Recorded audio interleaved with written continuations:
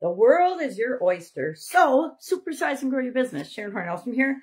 And my mother loves smoked oysters. I remember seeing these little cans in the pantry growing up and wondering what the heck were those. And then once I saw them in the can, I'm like, who would eat that icky stuff?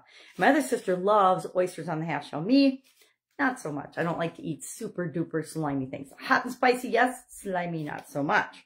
So today our idiom is from William Shakespeare. He used it in 1602. He's coined or credited with creating this particular idiom. Although it's a proverb, the world is your oyster. We often say it to the young, and it means that the world is full of opportunities, and we can do, and you can do, all of us can do whatever we want, whatever we're interested in, whatever our passions and strengths, wherever they lead us, we can use those. I think we often say that to the young. I remember hearing that a lot when I was, in high school and graduating from high school and college and things.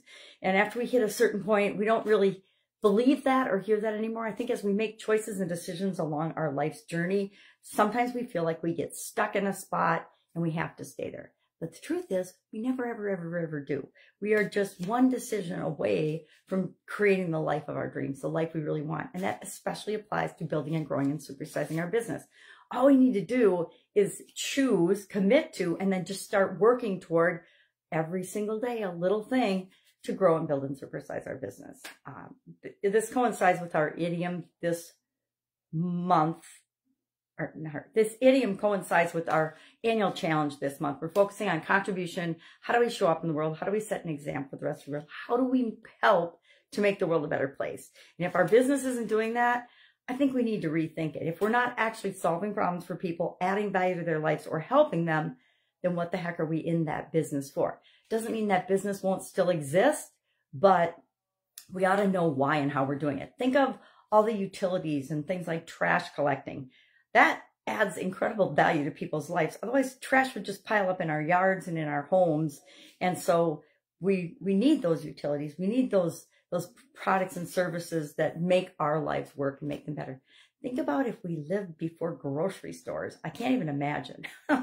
So that's our idiom for today. So think about your strengths today. Think about the things you're passionate about and how can you use them to help make the world your oyster by supersizing and growing your business. And not only yours, but the lives and the worlds of the people that you're here to serve. Love to know your experience with this particular idiom.